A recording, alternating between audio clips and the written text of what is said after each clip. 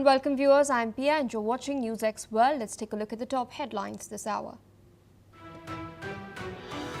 Arab Islamic leaders are meeting and they're warning Israel over its attack on Qatar and stated that hostile acts are jeopardizing peace and normalization efforts.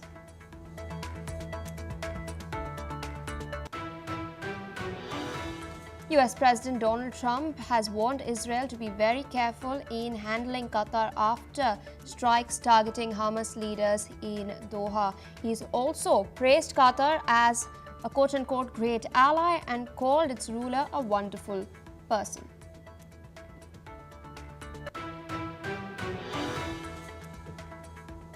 US President Donald Trump has stated that a Russia-US-Ukraine summit may take place relatively soon. He's warned Europe to toughen sanctions on Moscow, stressing upon unity within NATO. He's declared that he may have to lead talks himself, given the deep hatred between Putin and Zelensky.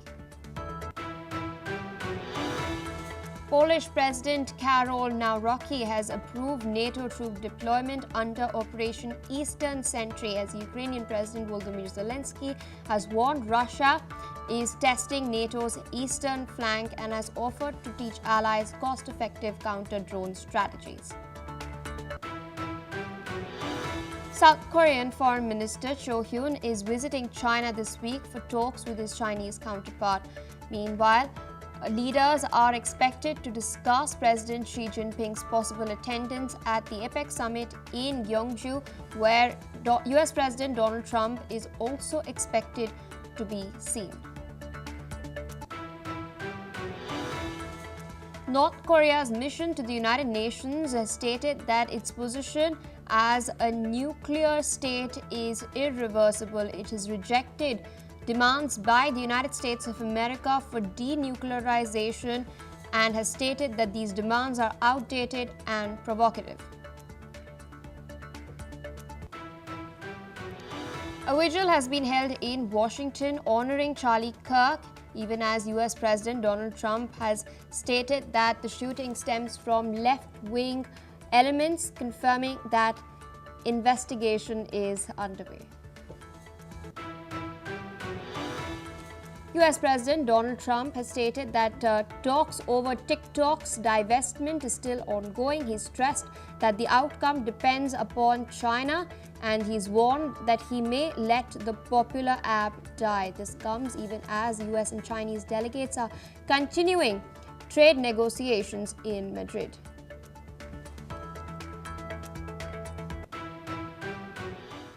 Well, viewers, those were the headlines and our top focus. Qatari Prime Minister Sheikh Mohammed bin Abdul Rahman Al Thani has stated that Israel's recent attack on Doha will not prevent Qatar, Egypt and the United States from continuing their mediation efforts to end the war in Gaza. Now, his comments have come at a preparatory meeting ahead of the Arab Islamic Summit to discuss Israel's attack on Hamas's leadership in Doha last week.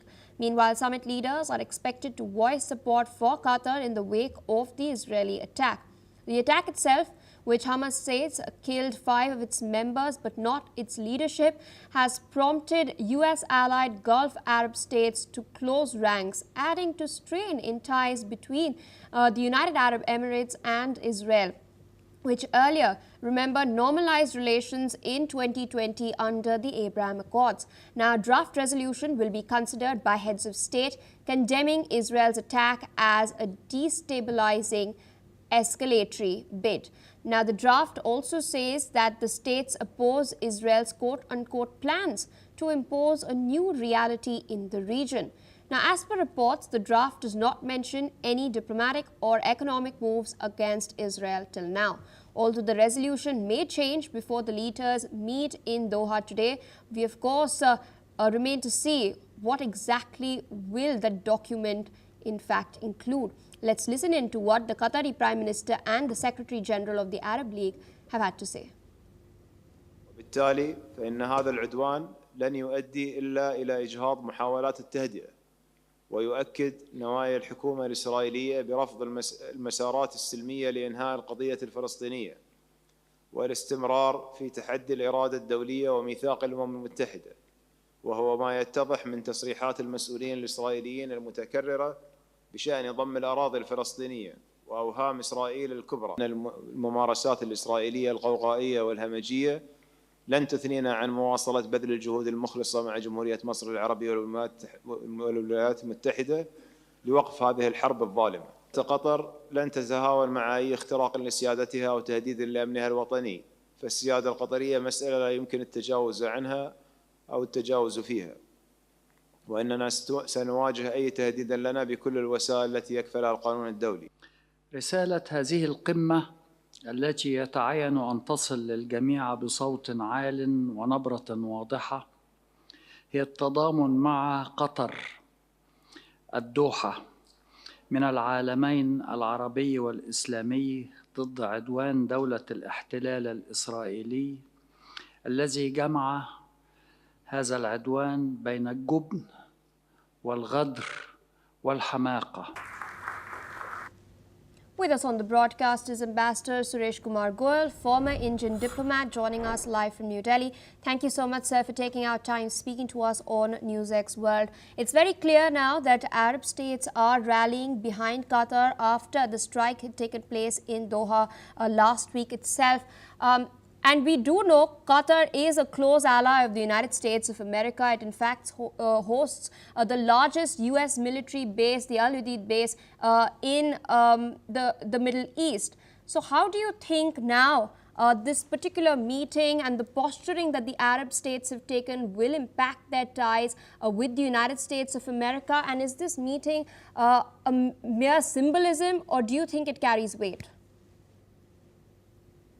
I think the situation is quite different from what it used to be till about a decade or 2 decades ago.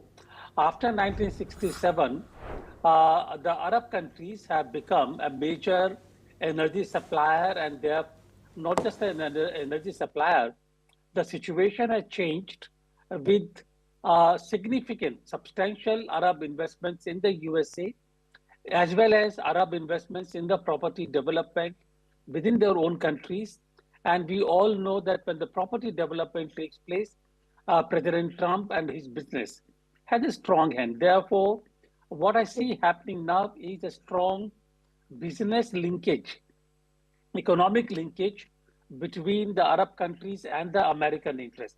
And therefore, unlike earlier years, 67 and beyond, even 70s, it is going to be difficult for the USA to completely neglect or put aside their involvement with the Arab countries, either financially or economically, or as an energy supplier.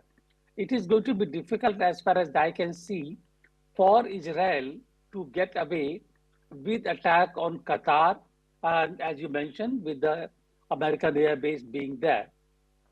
However, the issue really is what can be done.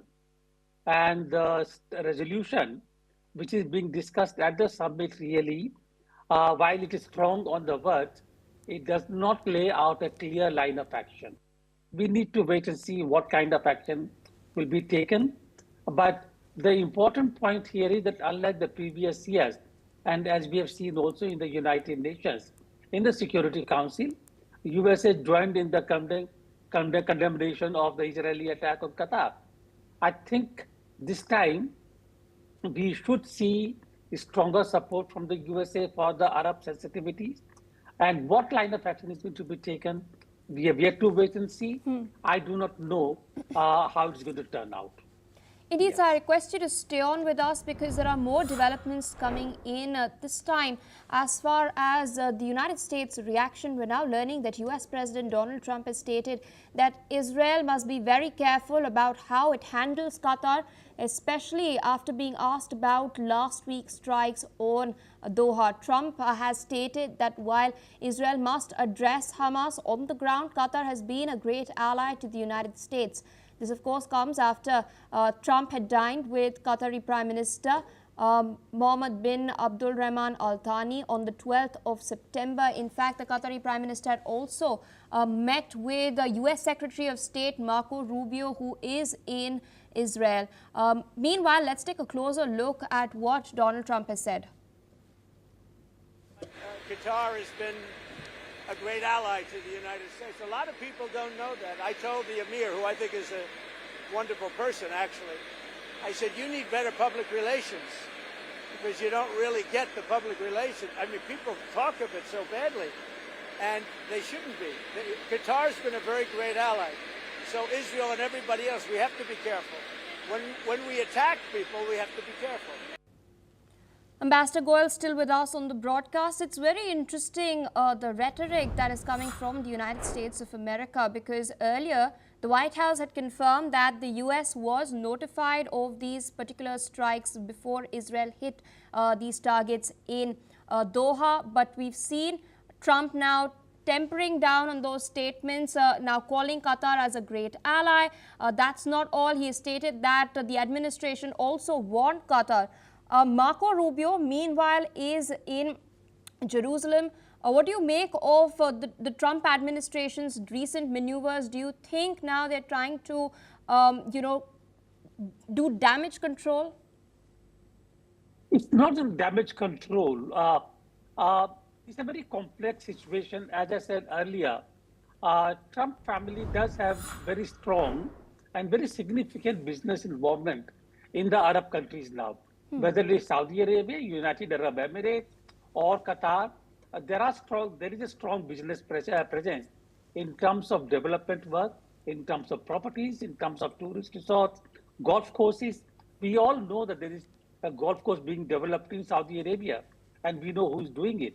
So there is a strong involvement, and I don't think that can be ignored, that can be put aside. That is number one. Number two, the other complicating issue is that if you ask about solution through peace, through talk, etc., the only party there which can talk with Israel is really Hamas. And Israel has taken the vow to finish Hamas. That they will, for them, the ultimate goal is to finish Hamas, even though Hamas itself was created by Israel to handle the PNA. And therefore, Hamas is very familiar with the tactics of IDF. They learned from them. So let us see what happens. I don't think Hamas can be finished. At the same time, Hamas has its headquarters, Hamas has its presence in Qatar, and they are the party which is actually recognized by Qatar also to talk to Israel or the USA. So Israel is basically creating a situation where the end game seems to be a complete occupation of Gaza, no two-state solution, no Palestine, and the West Bank and both Gaza become part of Israel. Now that kind of a thing is not going to be acceptable to Arab countries, because after all, if they become part of Israel, where are the 2 million or more than 2 million Palestinians in this area? Where are they going to go? Yes. And no other Arab country is going to take such a huge population as refugees. So the international community has to find a realistic solution and work out some kind of a module for peace. And in that module, I think you cannot completely put aside the Palestinian presence, whether it is Hamas or PLA, PNA or PLO, whoever. Yes. All right, sir. With that, I would like to thank you for taking our time, speaking to us on NewsX World, of course, presenting your perspective on what can be done in order to ensure that a peaceful solution is reached. Meanwhile, viewers, we're shifting focus away from the Middle East towards Spain. We're now learning that more than 100,000 pro-Palestine protesters have rallied in Madrid, leading to the abandonment of the final stage of the Vuelta cycling race. Now, protesters gathered on the course where the cyclists were due to pass in the center of the city. They knocked down barriers and marched into the race course, chanting for boycotting Israel. Riders were around 56 kilometers from the finish line before the Vuelta was abandoned. Now, Danish cyclist Jonas Vingegaard was declared the winner. Police, meanwhile, clashed with protesters and fired tear gas to disperse the crowds. These protesters have repeatedly targeted the race because of the participation of the Israel Premier tech team, forcing multiple stages to be cut short. Listen in to what some of the protesters who halted the race had to say.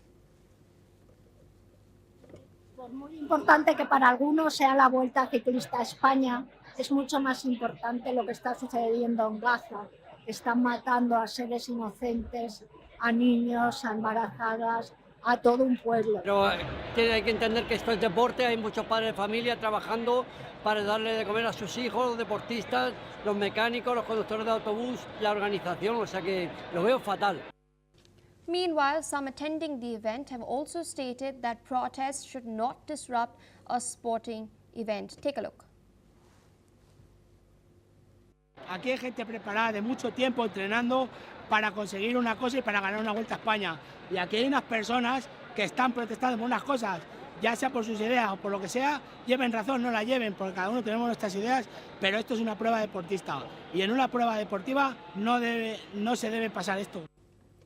Spanish Prime Minister Pedro Sanchez had, before the commencement of the race, expressed that his administration for the Spanish people for standing up for Palestine. Listen in.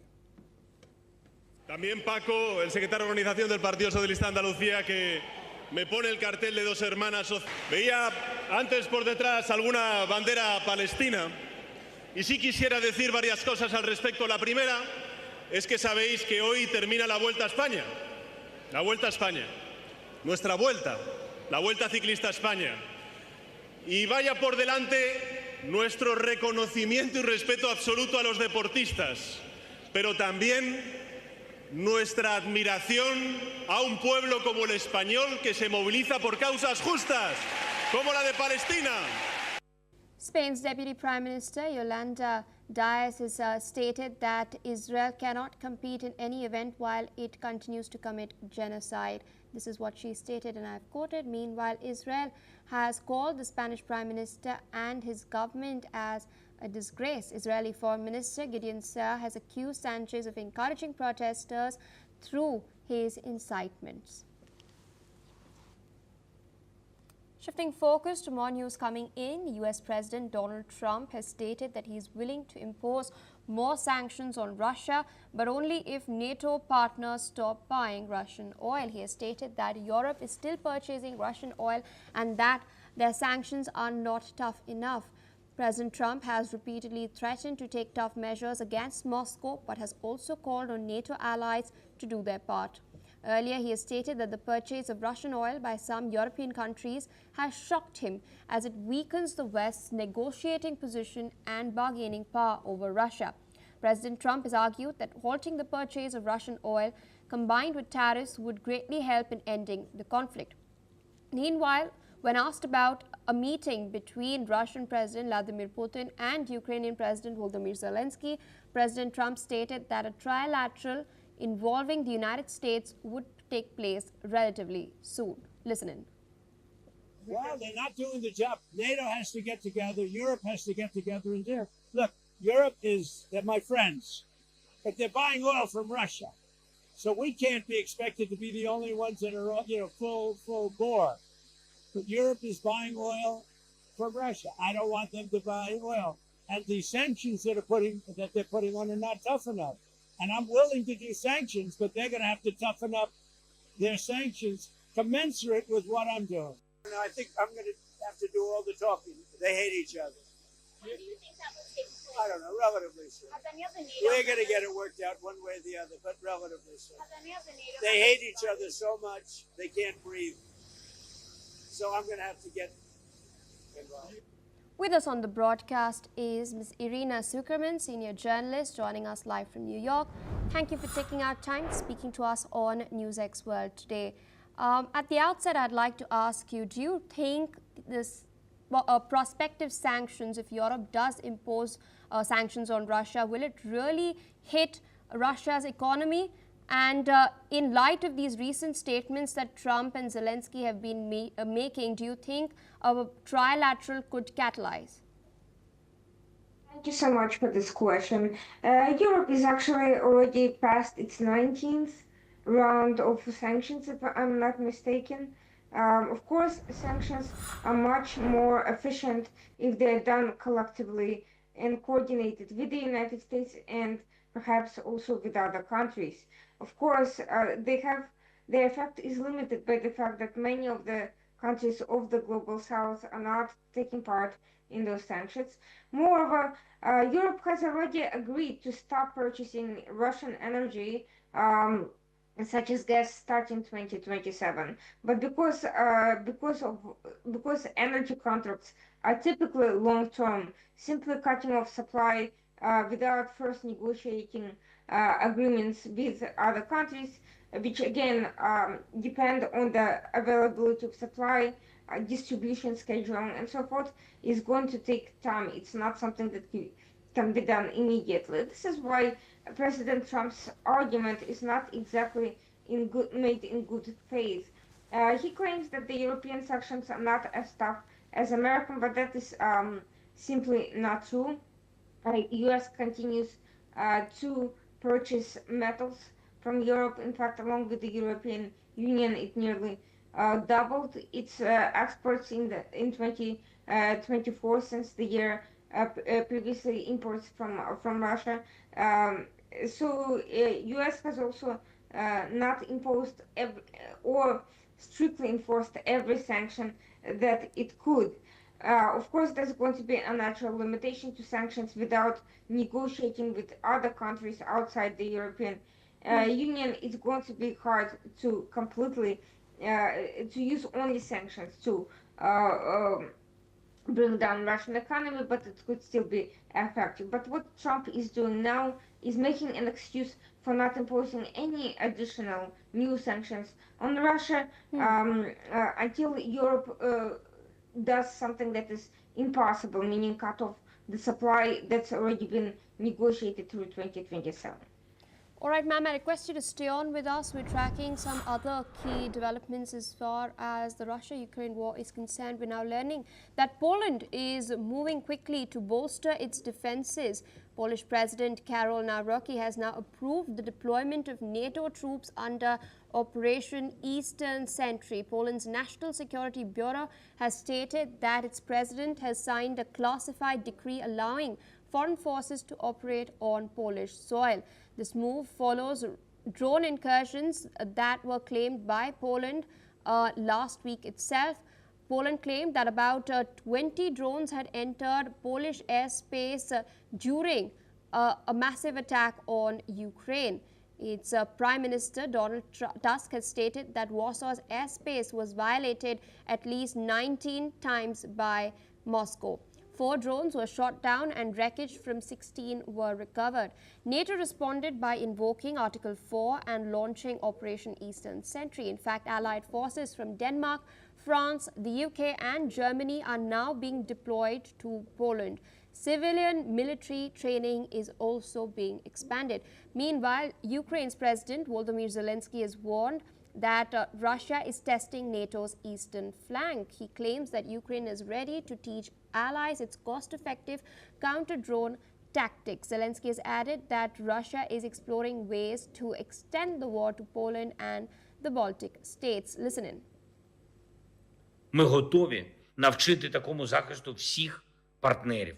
Всі бачать, що росіяни розвідують, як винести війну на територію Польщі, Балтійських держав. Російська армія випробовує Румунію. Звісно, у НАТО є Петріоти, інші системи та сильні винищувачі, але проти російських шахедів та гербер ми в Україні маємо значно дешевші, більш масовані та системні рішення. Важливо, щоб не втрачався час. Ms. Irina Sukerman still with us on the broadcast. Interesting development coming in from Poland. We've earlier also seen that Romania had also claimed incursions by Russian drones. It now seems that NATO is mobilizing on the ground. In your assessment, is there a possibility for the war to protract even further?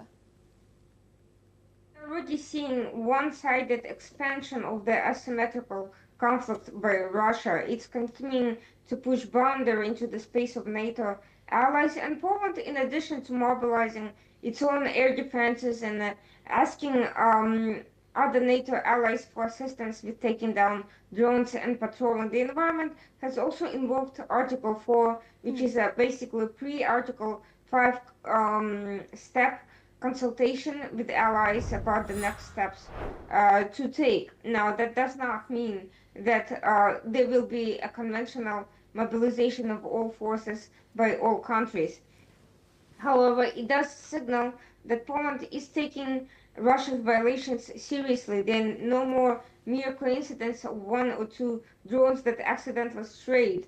19 or 20 fairly serious drones, including Iranian Shahed models, can cause severe damage inside Poland, and it's very clear that the escalation may be slow, but it is systematic and increasingly aggressive. Perhaps some of these moves are diversion by Russia. It's seeking out the weakest links inside NATO. It's looking to divert attention from other more vulnerable countries such as Estonia. But regardless, without creating a strong united front by NATO, it's very clear that Russia will only continue to expand the conflict wherever it can and through whatever measures it can, whether through conventional military means, terrorism, active measures, and meddling, political meddling of assorted sorts, of assorted types. We have seen examples of that intensify all across Europe: acts of sabotage, arson, attempted attacks, and all sorts of political polarization through propaganda and assorted political involvement. All of these things are already ongoing, and unless Europe acts decisively and other NATO members act decisively, we will see that it will only get worse over time. All right, ma'am. With that, I'd like to thank you for taking out time speaking to us on NewsX World today. Meanwhile, viewers, so we're tracking some other key developments. We're now learning that the United States and China have held high-level talks in Madrid, focusing on trade, the economy, and TikTok. The U.S. delegation is led by Treasury Secretary Scott Bessent and Trade Representative Jamison Crea. They met Chinese officials headed by Vice Premier He Lifeng, and this meeting lasted nearly 6 hours. The U.S. administration is expected to extend the September 17 deadline for China's ByteDance to sell TikTok's U.S. operations or face a shutdown. This would be the fourth such extension granted by U.S. President Donald Trump. Meanwhile, Trump has also told reporters in New Jersey that the app's future may depend on China, but has added that he wants to save it for young users. Any deal would require Beijing's approval. Listen in. I may or may not. They're negotiating TikTok right now. We may let it die, or we may, I don't know, it depends. Up to China. It doesn't matter too much. I'd like to do it for the kids. They like it. I mean, selfishly speaking, I did very well on TikTok, and I got the youth vote. I got numbers that nobody's ever even come close to in the Republican Party. Nobody. If you look back to Romney and all these people, they got practically no votes. I got a lot. And some was attributed to TikTok, and a lot was attributed to Charlie. We're going to see, but we've hit them very hard in so many other ways. I don't know if you know. Do you know what they're paying right now? What are they paying right now? You know what China is paying right now in tariffs? With us on the broadcast is Mr. Andrew K.P. Leung, a strategist focusing on Chinese economy and politics. Joining us live from London. Thank you so much, sir, for taking our time speaking to us on NewsX World. Now, the Trump administration has been pushing for either the sale or the divestment of TikTok from its Chinese parent company, ByteDance. We do know that there was a federal court ruling that had upheld the Trump administration's decisions. There have been numerous extensions that have been granted as well since Beijing, of course, raised this issue. Now the ball, it seems, is in China's court. What do you think will happen next? First of all, I'm speaking from Hong Kong, where I'm based. I'm come back from London now. I'm speaking from in Hong Kong. Now, as far as the TikTok is concerned, it proved to be a very popular social media tool for very short kind of video clips, extremely popular around the rest of the world. In China, it's called Douyin, and in outside China, it's called TikTok. Not only popular in the United States, but around the rest of the world. And a lot of young people are rallying behind it and using it. Of course, it helped President Trump quite like the tool for his political campaign, which helped in a way to win his presidency. But on the other hand, there are concerns in the United States that a lot of the data, personal data, could well be stored in a China or Beijing controlled kind of algorithm. So that Trump wants to take over TikTok, maybe sort of relook, buy the whole thing using American companies. However, the parent company, which is ByteDance, which owns TikTok, doesn't want to sell the entire enterprise. Obviously, it is very, very lucrative and very, very popular. But it doesn't. It has to make guarantees and also provisions to make sure all the private data in the United States are stored in the United States government-controlled kind of data bank. But that doesn't seem to satisfy the Trump administration or his advisors, and hence the tussle. While this is going on, there's a great deal of anxiety amongst American users of TikTok, especially young people. They fear that TikTok may die one day, and they are migrating to the Chinese a separate equivalent, which is called Red Note.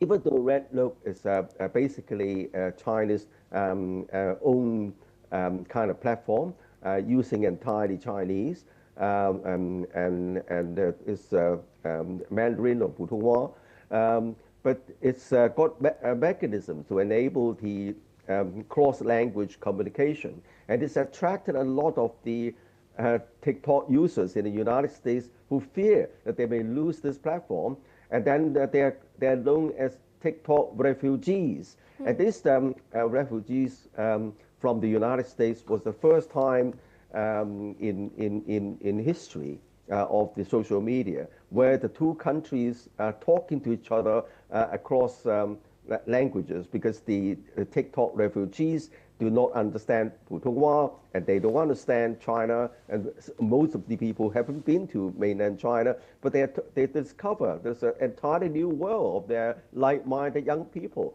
So there's acts as a bond of friendship between the two peoples there. So that's another dimension there. And of course, TikTok is only one of the subjects going to be discussed in Madrid. There are lots of other issues. For example, the United States sanctions or restrictions of high-end semiconductor chips, so as to contain China's technological rise. But on the other hand, China is also developing its own high-end computer chips. China is not yet there, but it's getting near, and it's developing alternative platforms, alternative technologies, bypassing even the semiconductor, the only high-end semiconductor manufacturing company in the world, which is ASML in Netherlands. They're using this ultraviolet light, very complicated, very expensive machinery. Each one costs $1 billion US or more to produce this high-end chips. But yet this is based on one single technology, even though the single technology includes many, many different elements. But China is slowly developing alternative AI-driven technology, which could be much cheaper, and then using new materials to bypass this kind of stranglehold. So I think that there's a lot of dynamics involved in this tussle for power and dominance between the two countries. All right, so with that, I would like to thank you for sharing your analysis of what is transpiring as far as the fate of TikTok in the United States is concerned. But viewers, due to paucity of time, it's a wrap on this bulletin. More news and updates on the other side. Stay tuned as we slip into a quick short break.